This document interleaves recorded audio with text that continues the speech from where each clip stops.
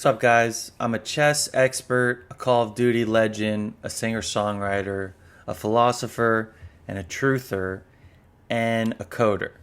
I like web development and game design and playing chess online, playing with knives on Call of Duty and tomahawks, and doing original songs on my guitar, and following the truth or speaking the truth wherever that takes me in life as much as possible.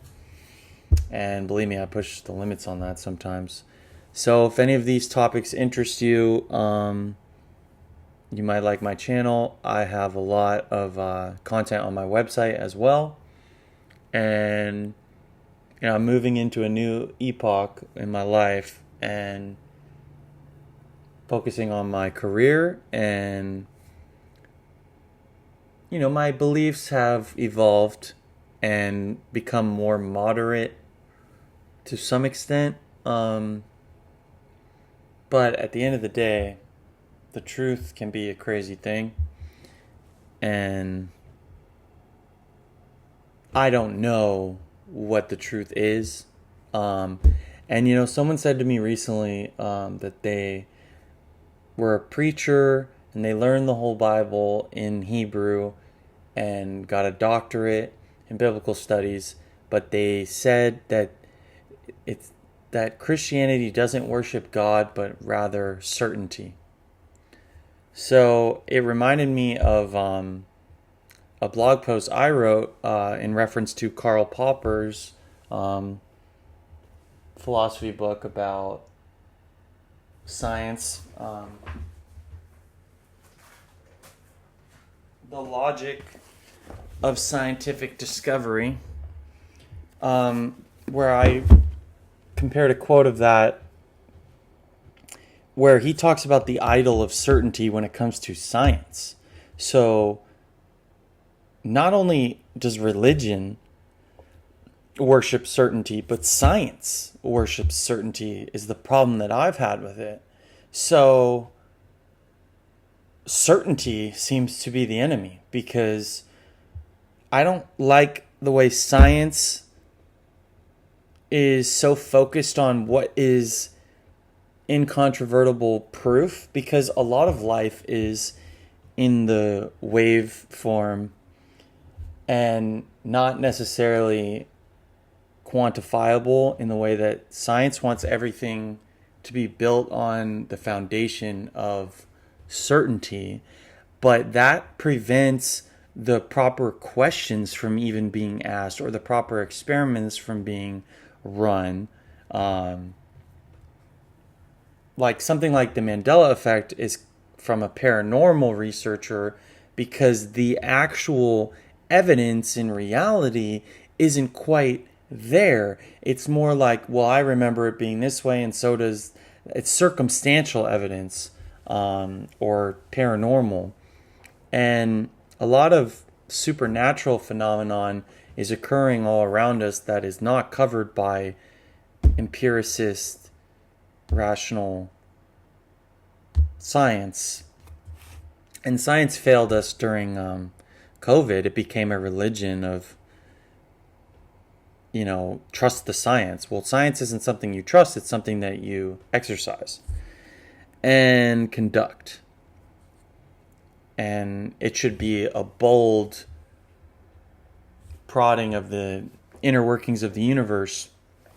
And, when people say God is like faithful, it's really like there's no such thing as doing a bunch of push-ups and your chest not getting bigger. Like, God delivers.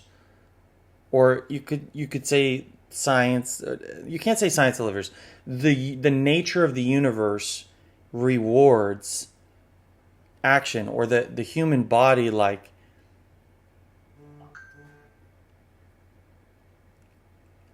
everything you do has a consequence. It's not like God or the universe just forgets to make your muscles grow if you strain them.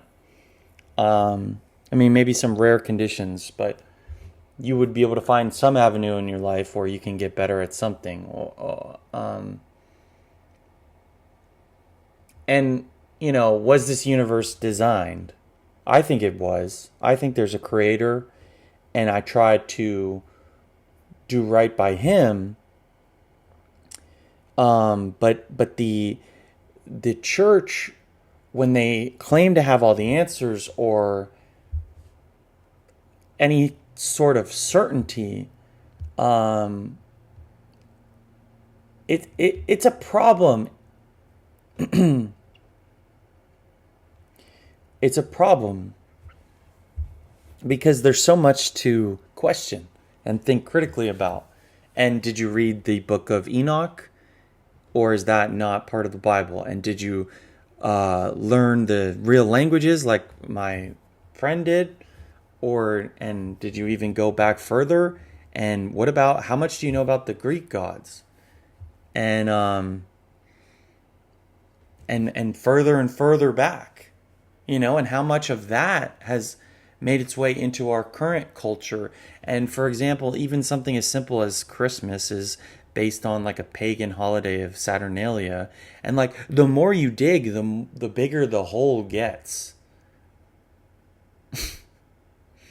The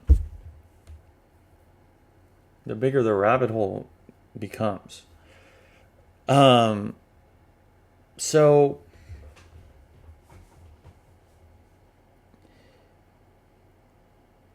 if certainty is the enemy, then your friend is open-mindedness. And in my book, I said something to that effect. Which is that, I said, before I tell you the problem, because if I tell you the problems, no one would believe the problems. But if I tell you the solution, you don't even need to know the problem if you know the solution. The solution is open-mindedness, period. Be open-minded.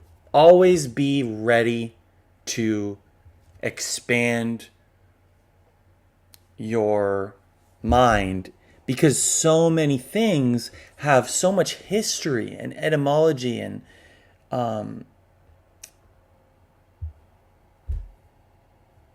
genealogy to it. Even morality itself, Nietzsche will go back and show you what happened. And anyway, the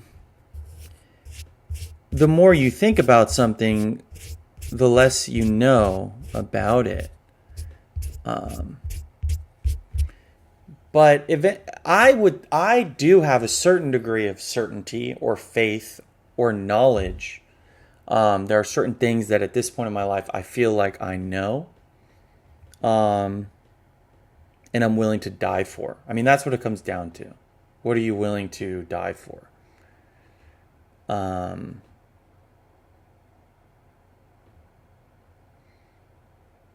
And for me, it's freedom.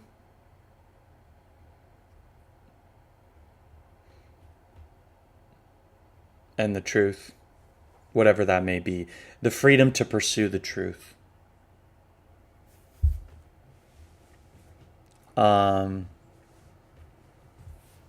So, freedom of speech is paramount. Because if we can't talk, we can't get anywhere.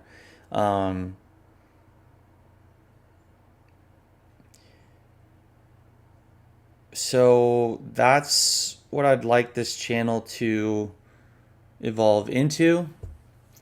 And this was just supposed to be a short introduction video. But as you can see, I can get going. So I hope you like my channel, and that's all for now. Thanks. Bye.